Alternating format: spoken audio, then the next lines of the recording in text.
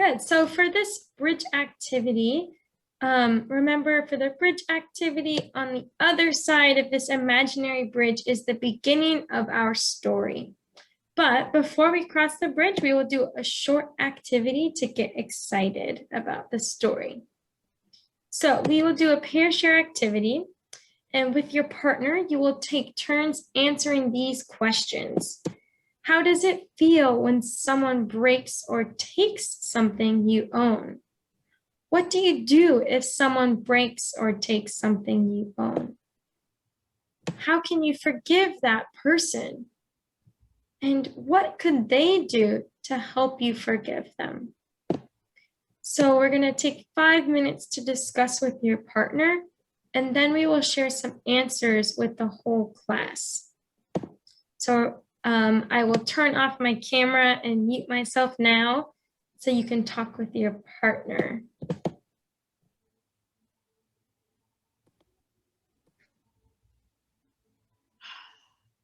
Boy, if somebody breaks something of mine or takes it, I really get angry or sad.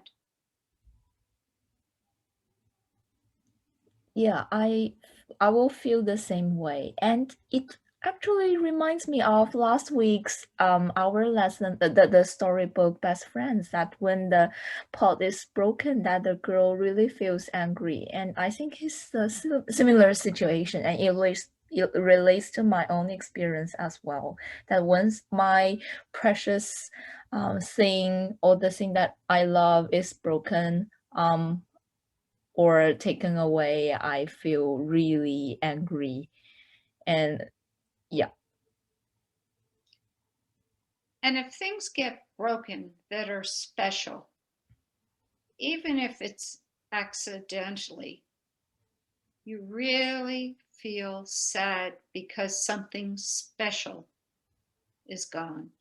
It can't be, particularly if it's something breakable like a dish or something china or a toy that can't be repaired. You just really feel sad.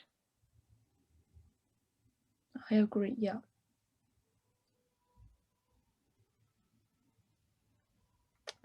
And Sally, how can you forgive that person if that happens? It's not easy.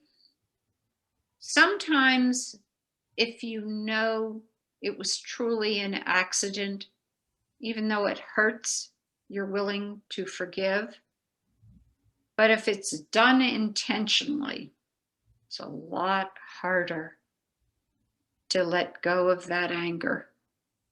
Yeah, I agree. And I think it really depends on the one that who broke your thing, or their attitude. That if I feel like that they truly felt sorry or they apologized, I might feel better. But if they still act like that they did nothing wrong, then I got more angry with them.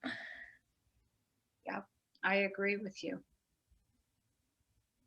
Okay. So we'll pretend like that was the full 5 minutes. It seemed like you had a really great conversation in your pairs.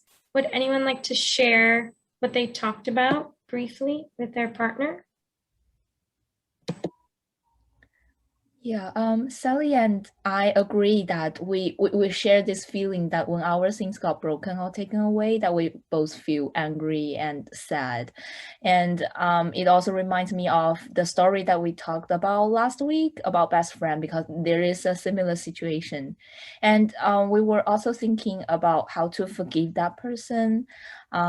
Sally distinguishes two situations. That one is when it is done accidentally, then it's easier for us to forgive the person. But if it's not, then it's harder. And I would say that it will depend on the person's attitude. I want to, if I see they feel sorry or not.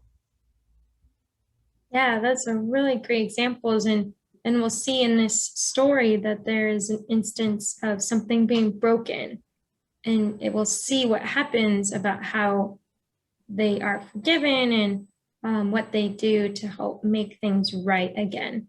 But you raise a good point that sometimes it's harder to forgive someone if they, don't feel bad about it, or if they did it on purpose. So we'll think of some more ideas as we read our story. Thank you for sharing, Jingran. So now we will cross the imaginary bridge and begin reading our story that has a big family conflict. So as we read, be thinking about this idea of forgiveness and be paying attention for those vocabulary words as they come up in the story.